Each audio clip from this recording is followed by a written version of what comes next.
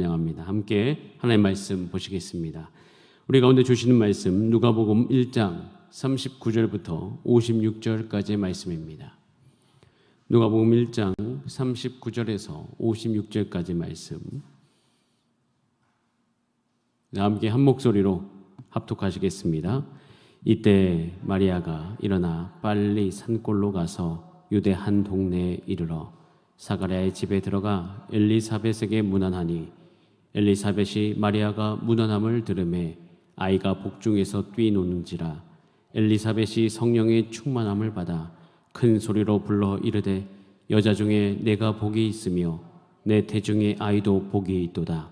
내 주의 어머니가 내게 나아오니 이 어찌 된 일인가. 보라, 내 문안하는 소리가 내 귀에 들릴 때에 아기가 내 복중에서 기쁨으로 뛰놀았도다. 주께서 하신 말씀이 반드시 이루어지리라고 믿는 그 여자에게 복이 있도다. 마리아가 이르되, 내 영혼이 주를 찬양하며 내 마음이 하나님 내 구주를 기뻐하였음은 그의 여종의 비천함을 돌보셨음이라. 보라, 이제후로는 만세 나를 복이 있다 일컬으리로다. 능하신 이가 큰 일을 내게 행하셨으니 그 이름이 거룩하시며 긍휼하심이 두려워하는 자에게 대대로 이르는도다. 그의 팔로 힘을 보이사 마음의 생각이 교만한 자들을 흩으셨고 권세 있는 자를 그 위에서 내리치셨으며 비천한 자를 높이셨고 줄이는 자를 좋은 것으로 배불리셨으며 부자는 빈손으로 보내셨도다. 그종 이스라엘을 도우사 긍휼히 여기시고 기억하시되 우리 조상에게 말씀하신 것과 같이 아브라함과 그 자손에게 영원히 하시리로다 하니라. 마리아가 석 달쯤 함께 있다가 집으로 돌아가니라. 아멘. 함께 읽은 본 말씀으로 성령의 충만함을 받아라는 제목으로 하나님의 말씀 나누겠습니다. 여러분, 힘들 때 가장 생각나는 것이 무엇입니까? 힘들 때 우리는 한번 생각해 볼 수 있습니다. 힘들 때 우리는 어떤 선택을 할 수 있고 그 선택이 사실 우리 삶의 열매를 맺게 되어집니다. 그런데 우리 삶의 열매는요, 잘 생각을 해보면 내가 했던 선택으로 말미암아 맺어지는 경우가 허다합니다. 물론 나의 선택 말고 내 주변 상황, 나와 상관없이 일어날 수 있다라고 생각할 수 있지만 사실은 우리의 삶의 열매는 우리의 생각 안에서 또 그 모든 것을 그 생각을 기반으로 한 우리의 선택으로 말미암아 일어나는 것이에요. 오늘 본문 말씀에 슬픔을 당한 어려운 그 상황 속에 있는 여인이 있습니다. 그 여인은 마리아예요. 임신을 했습니다. 그런데 남편과 동침하지 않은 채 임신을 하는 것입니다. 임신한 그 자체는 너무 신비롭고 너무 영광스럽지만 이 누가복음을 잘 들여다보면 단순히 영광스럽고 신비로운 그 이면에 놓여 있는 일상의 삶이 있습니다. 영광스럽고 신비롭지만 마리아는 그 일상을 하루하루 살아가야 되는 거예요. 근데 그 하루하루 살아가는 것은 사실은 우리의 느낌하고 똑같아요. 여러분, 우리가 하나님의 백성이 된 것 영광스럽지 않습니까? 이 교회 안에서 우리가 지금 이 시간 전심으로 주를 찬송하고 있는 거 영광스럽지 않습니까? 그런데 이 성전을 나가면 여러분의 일상이 여러분을 기다리고 있습니다. 가면은 청소를 해야 되고요. 가면은 그 집안을 우리가 잘 돌봐야 되고요. 아이들을 돌봐야 되고, 그것은 사실 굉장히 그 하나만 놓고 보면 우리가 느꼈던 이 영광스러움과는 거리가 먼 것일 수 있어요. 그런 격차가 우리 삶 가운데 있어요. 근데 그 격차를 누구보다도 많이 겪었던 사람이 이 마리아입니다. 임신을 했지만 하나님의 자녀이지만, 그리고 하나님의 아들이신 예수 그리스도를 임신했지만 그냥 뱃속에서 자라고 있는 거예요. 그 육이 말하지도 못하고. 예수님이 태어날 때 뭐 1세부터 5세까지 아무런 돌봄이 필요 없었을까요? 그렇지 않겠죠. 다 우리가 아이 키우듯이 키웠을 거 아닙니까? 그 과정들이 다 녹아져 있는 거예요. 그런 어떤 생각으로 지금 이 임신했을 이때 이 마리아의 심정을 생각해 보면 이때 힘이 드는 순간이에요. 그 과정이 누가복음 1장에 쭉 기록되어 있습니다. 그런 가운데 39절에 이렇게 기록되어 있어요. 이때에, 이렇게 힘들 때에 마리아가 일어나서 빨리 산골로 갑니다. 빨리 어딘가를 향하는 거죠. 가서 이르렀던 동네가 누구냐면 40절에 이렇게 되어 있어요. 사가랴의 집에 들어갔다. 사가랴의 집에 들어가서 그 사가랴 아내인 엘리사벳에게 문안했다. 엘리사벳은 요한의 어머니. 마리아가 힘들 때 빨리 일어나서 선택한 것이 뭐냐면 사가랴의 집으로 간 것이에요. 엘리사벳을 만나기 위함이었죠. 엘리사벳도요, 임신 후에 성경의 표현대로 보면 숨어 지냈다고 되어 있습니다. 5개월 동안. 이런 어떤 모든 상황들이 그들의 인생 가운데 있었습니다. 그런데 오늘 본문을 쭉 한번 읽어봤지만 여러분 뒤에 이 두 여인이 만나서 일어나는 놀라운 영광스러운 모습이 있습니다. 두 사람은 너무 힘들었지만 그 두 사람의 만남을 통하여서 그 안에 풍성한 은혜가 넘치는 것을 볼 수가 있어요. 그렇게 풍성한 은혜가 넘치는 이유가 뭘까요? 그것은 유심히 들여다보면 마리아가 일어나 빨리 사가랴의 집으로 갔기 때문입니다. 어떤 선택을 한 거예요. 내가 사가랴의 집으로 가야 되겠다. 여러분, 우리가 어떤 삶 가운데, 어떤 일상 가운데 있을 때 우리의 행동을 잘 살펴보시기 바랍니다. 우리가 어떤 선택을 내리는데 그 선택을 우리가 어떻게 구분할 수 있을까? 여호수아 이제 10장 말씀을 제가 나눌 텐데요. 그 전에 이 10장 말씀을 나누기 전에 우리 한 가지를 생각해 봐야 되는데 한번 따라해 볼까요? 나는 두려움에 이끌리는가? 거룩한 소명에 이끌리는가? 이게 굉장히 중요한 차이예요. 내가 어떤 선택을 내릴 때 우리 마음 가운데 똑같은 어려움이 있는데 내 마음이 두려움에 이끌리는가? 아니면 거룩한 소명에 이끌리는가? 제가 저희 자녀를 키울 때 저희 아내와 대화했던 것 중에서 이런 이야기를 한 적이 있습니다.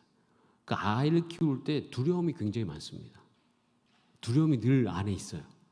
잘 될까에 대한 두려움. 그런데 이 두려움을 말미암아 사실 선택하는 경우가 많이 있습니다.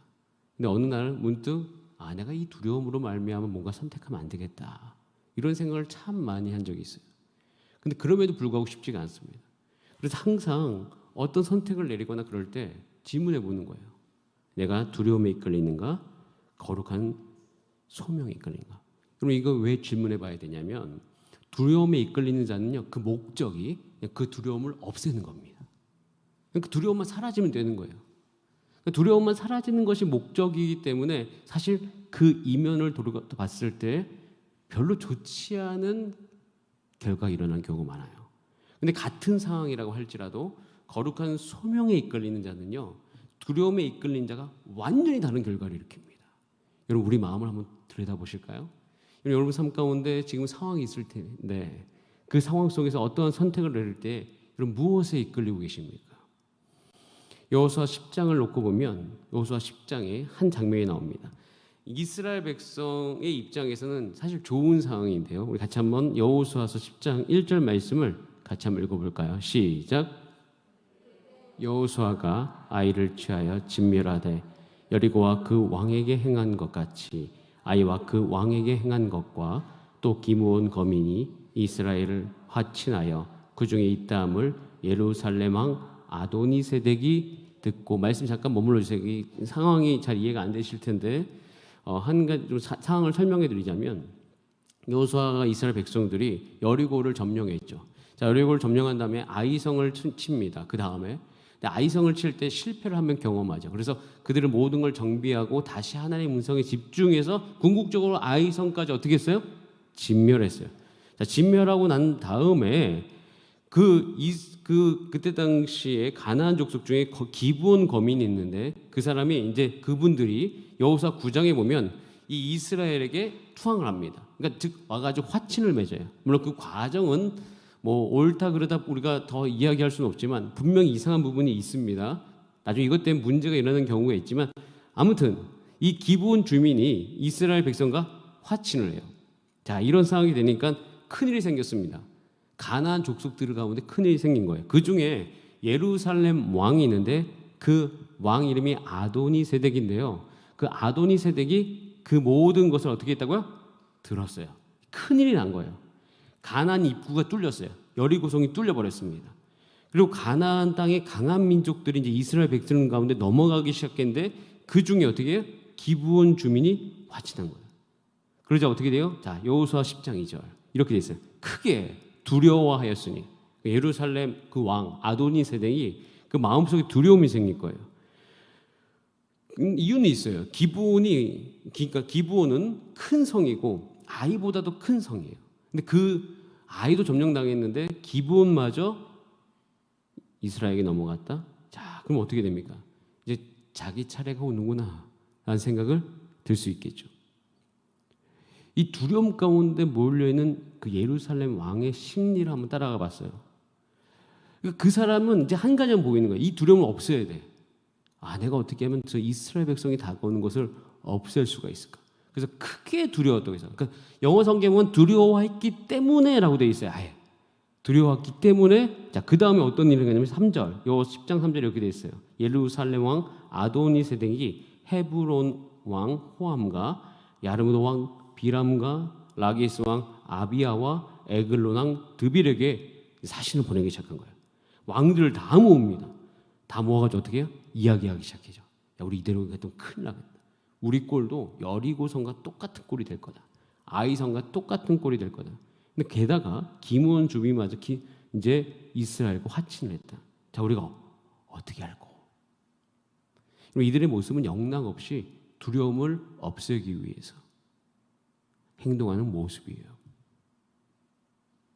제가 이제 왜 이 이야기를 하냐면, 저는 여호수아서 10장 4절을 묵상할 때 사실 제 진짜 마음의 감정은 어이가 없었습니다. 왜냐하면 보세요. 여호수아 10장 4절에 이렇게 되어 있습니다. 그래서 그 예루살렘 왕이 그 왕들에게 이야기해요. 내게로 올라와라. 즉 나와 이제 뭐 우리가 같이 이제 동맹을 맺어서 나를 도와달라. 그래서 우리가 누구를 치자? 기브온을 치자. 이스라엘을 치는 것도 아니고 기브온을 치자는 것이에요. 저는 원래 이 잘 이해가 되지 않았습니다. 기브온을 치는 이유가 뭐지? 사실 성경에 잘 나와 있지 않거든요. 생각을 깊이 해본 거예요. 그들이 배신했기 때문인가? 아니면 이스라엘 백성은 두려운데 기브온만 제거하면 뭔가 좀 나아질 거라 생각하는가? 사실 저는 이것을 향해서, 이 성경을 향해서 제 묵상인데 헛된 짓, 쓸데없는 짓이라고 적었어요. 기브온만 그들이 힘을 다 합쳐가지고 고작 한다는 것이 뭐예요? 네, 기브온을 치는 거예요. 효력이 있었을까? 없었습니다. 저는 이 결론, 그러니까 즉 하나님을 섬기지 않는 이 가나안 족속들, 또 그들의 상태가 이제 멸망당할 만하구나라는 생각이 들었어요. 그들은 이 두려움에 이끌려가지고 굉장히 어리석은 결론을 맺게 됩니다. 자, 그에 반해서 자, 여호수아 10장 6절에 보면 다른 이야기가 나오는데, 자 보세요. 여호수아 10장 6절에 이렇게 되어 있습니다. 기브온 사람들이 길갈, 진앱, 거기 이제 이스라엘 백성이 있었거든요. 여호수아에게 가서 이제 어떻게 이야기하면 당신의 종들, 그러니까 기브온 스스로를 이스라엘의 종들이라고 이야기해요. 자, 도와달라. 더디 마시고 속히 우리에게 어떻게 올라와서 우리를 구조해달라라고 이야기합니다. 자, 그러죠. 어떻게 합니까? 여호수아 10장 7절에 보면 여호수아가 모든 군사와 용사, 여러분 군사와 용사가 다른 언어처럼 돼 있죠. 예, 다른 말이. 왜냐하면 군사와 용사 안에 뭐가 돼 있냐면 이들이 그 베스트, 그러니까 그 중에서 군사 중에서 베스트가 있습니다. 정말 싸움 잘하는 사람들. 그 사람들 뭐라고 하냐면 용사라고 칭해요. 그래서 영어 성경에는 베스트 파이팅 맨이라고 돼 있어요. 정말 싸움 잘하는 사람들 다 끌고 와요. 그냥 대충 한 게 아니라 이 여호수아가요, 모든 군사와 용사로 더불어서 어떻게 길갈에서 출발해서 바로 갑니다. 기브온에게. 그래서 올라가니라가 그 군대에서 우리가 말칭이라고 하잖아요. 행진하는 것처럼 군사 정비를 다 해가지고 최선을 다해서 올라가기 시작해요. 여러분, 지금 이 여호수아서의 이스라엘 백성들이 특징이 있어요. 여러분, 아이성에서 실패를 경험했잖아요. 그리고 아이성의 실패를 뼈저리게 경험한 다음에 아이성을 칠 때 정말 세밀하게 하나님께 물어봅니다. 자기 자신을 다 정비하고 난 다음에. 그러면서 이 여리고와 아이성을 거치면서 이 이스라엘 백성 가운데 완전 체득된 것이 있어요. 그게 뭐냐면 온전히 사명에 집중하는 거예요. 소명에 집중하는 거예요. 이 소명이 얼마나 집중되어졌냐면 여호수아에서 보면 가장 신비로운 기적 하나 나오지 않습니까? 해야 중천에 어떻게? 머물러라. 이렇게 합니다. 전쟁하고 있는데 하나님이 저 적들을 진멸하라고 했는데 시간이 부족한 거예요. 그리고 저 해가 떨어지면 안 될 것 같으니까 기도를 해버려요. 말도 안 되는 기도. 근데 그게 단순히 내 욕심을 이루기 위한 것이 아니라 하나님이 저 백성을 진멸하라고 말씀하셨는데 하나님 말씀하셨기 때문에 반드시 진멸해야 되는데 해가 떨어질 것 같은 거예요. 그 여호수아가 그 안에서 하나님의 사명을 이루고자 하는 마음이 너무 충만해가지고 그 기도를 하는데 그 기도를 하나님이 들으셔요.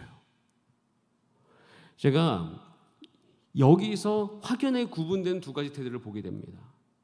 두려움에 집중한 백성들이 있어요. 그런데 그 상황과 전쟁 상황은 똑같은데도 불구하고 온전히 소명에 집중하는 사람들이 있더라는 것이에요. 여러분, 두려움을 해소하기 위해 움직이는 것과 소명을 이루기 위해서 움직이는 것, 여러분 이게 같을 수 있을까요? 완전히 다른 것이에요. 근데 우리 마음을 한번 살펴보겠습니다. 여러분, 우리 마음이 두려움을 해소하기 위해 살아갈 때, 즉 다른 말로 하면 소명과 전혀 상관없이 내 인생 가운데 신앙생활하는 것이 내 두려움만 없애는 거예요. 여기서 오는 치명적인 실수들이 있어요. 그게 뭐냐면, 자 보세요. 41절, 오늘 본문 1장 41절 말씀을 같이 한번 읽어보겠습니다. 이 복을 놓치게 되는데요. 같이 한번 읽어볼까요? 시작. 엘리사벳이 마리아가 무난함을 들음에 아이가 복중에서 뛰노는지라. 엘리사벳이 성령의 충만함을 받아. 자 보세요. 마리아의 문안을 들었는데 아이가 어떻게 복중에서 뛰놀았어요. 자, 둘 다 지금 임신한 상태입니다. 아이가 복중에 있어요. 자, 근데 그 엘리사벳이 성령의 충만함을 받기 시작합니다. 근데 원래 둘 다 임신하는 것이 지금 현재 자랑이 아니에요. 엘리사벳은 숨어 지냈다고요. 왠지 아세요? 이들의 이 임신의 모든 것은요, 영적인 사건이었기 때문이에요. 근데 영적인 사건인데, 영적인 진리인데, 그들 가운데 사실로 여겨지면, 특별히 마리아 같은 경우는 그 비난이 지금 현재 사그라들었는지 아니면 더 흉흉하게 퍼져가고 있는지는 모를 상태, 아무튼 어려운 상태인 건 분명해요. 근데 그렇게 성령의 충만한 일들이 일어나니까 그 다음에 일어나는 게 뭔지 아세요? 성령 충만하여 마리아는 그 뒤에 보면 주님을 찬송하기 시작하는데 그 사이에 41절과 45절 이렇게 되어 있어요. 큰 소리로 성령 충만하는 게 뭐냐면 큰 소리로 불러 이르되 여자 중에 너가 복이 있다. 네 태중의 아이는 복이 있다. 내 주의 어머니가 내게 나오나니 이 어찌된 일이 가면서 지금 마리아의 임신 상태에 대해서 감탄합니다. 여러분, 이게 놀라운 영적인 비밀이 한 가지가 있는데 뭐냐면 이 마리아에게 임한 이 사건은 신적인 사건이에요. 신비로운 사건이에요. 영적인 사건이에요. 사실로 받아들이기 너무 힘든 사건이에요. 그런데 이 영적인 사건이, 영적인 진리가, 초월적인 사건이 그들 가운데 진짜가 되기 시작합니다. 사실로 받아들이기 시작하는 거예요. 여러분, 우리는요, 예수가 살아계시다는 것을 아는 사람들입니다. 예수님이 살아계시다는 것이 단순히 내 머릿속에서 맴도는 것이 아니라 이것이 우리 삶 가운데 진리로 받아들여져 가지고 이것이 사실이 된 사람들이 우리라는 것이에요. 우리는 그리스도인이기 때문에 세상 사람들이 보지 못하는 걸 보는 사람이에요. 예수님이 이곳에 계십니다. 믿음이 없이 이곳에 예수님이 계신 거 우리가 어떻게 알 수 있습니까? 믿음이 없이 이곳에서 예수님을 어떻게 예배합니까? 무릎을 꿇고 그분 앞에 경배하고 엎드려 우리는 전심으로 찬양하지 않습니까? 이 영적인 진리가 사실이 된 사람들이라는 것이에요. 여러분, 이 누가복음에서 이 이야기를 특별히 쓴 이유가 있어요. 성령이 충만할 때, 성령이 그들의 삶을 장악하기 시작할 때 그들은 완전히 다른 세상 속에 살아갑니다. 그 다른 세상이라는 건 뭐냐면 성경에서 이야기하는 그 놀라운 영적인 진리가 단순히 저 멀리 있는 것이 아니라 우리 삶에 가까이 와서 우리와 완전히 같이 우리가 그걸 사실로 여기면서 살아가는 것이에요. 아침에 일어났을 때 예수님이 여러분과 함께 계십니다. 예수님이 여러분의 가정을 돌보십니다. 여러분 가정 안에 아버지가 되어주시고 목자가 되어주셔서 여러분의 삶을 반드시 이끌어 가실 줄 믿습니다. 여러분, 이것이 우리 가운데 사실이 된 거예요. 제가 여기서 아까도 말씀드렸듯이 두려움을 없애면서 신앙생활 하시는 분들, 그분들 삶 가운데 잊어버릴 수 있는 아주 소중한 것은 뭐냐면 그 영적인 진리가 자기에게 사실이 되는 것을 놓쳐버립니다. 내 두려움이 너무 크기 때문에 주님이 현재 나의 목자가 되시고 나의 생명이 되시고 예수 그리스도가 나에게 지금 어떠한 일을 행하셨는지 그 영적인 그 기쁨과 만족은 내게 별로 관심이 없는 거야. 그냥 내 지금 이 문제가 해결되는 게 더 중요한 거야. 여러분 지금 마리아의 문제가 해결됐습니까? 아니요, 임신되고 그리고 그게 쭉 가야 됩니다. 그냥 나중에 더 깊이 여기서 누가복음에서 얘기하는데 나중에 아이를 키워요. 예수 그리스도를 키웁니다. 그리고 예수님이 어렸을 때 사건이 잠깐 나오고 그 뒤로 이제 바로 어른이 되는데 최소한 30년을 그냥 키워냅니다. 누구를? 예수님을. 그 과정은 생략되었지만 아이 키워보시면 알잖아요. 그게 얼마나 긴 세월인지.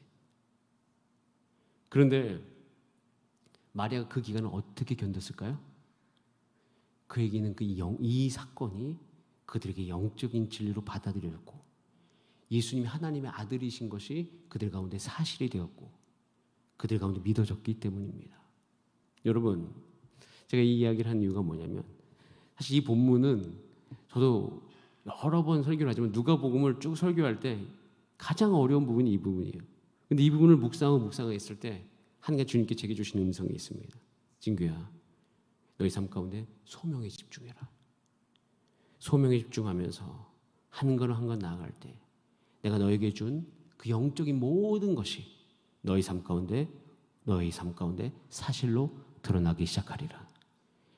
너를 통하여서 내가 교회를 세우고 너를 통하여서 예수 그리스도의 구원의 복음이 전파되어지고 여전히 이 세상 속에 교회라는 것에 대한 소망이 일어갈 때 여전히 우리는 하나님의 백성은 교회의 소망을 버리지 않게 되리라. 저는 이 마리아의 이 엘리사벳과의 만남을 통하여서 한 가지 분명합니다. 이 세상 가운데 현실의 문제에 우리가 봉착해서 살아가는 우리들 가운데 하나님께서 깊은 위로를 주십니다. 그 위로 형태는 영적인 진리가 사실이 되는 거예요. 여러분에 계신 예수 그리스도가 여러분의 목자가 되시는 그 사실. 여러분들이 가정이나 직장이나 그 안에서 일을 할 때 여러분 혼자 계시는 게 아니에요. 예수님이 여러분과 함께 하십니다. 그리고 요한복음에 보면 예수님을 양의 문이라고 하세요. 양의 문이 뭔지 아십니까?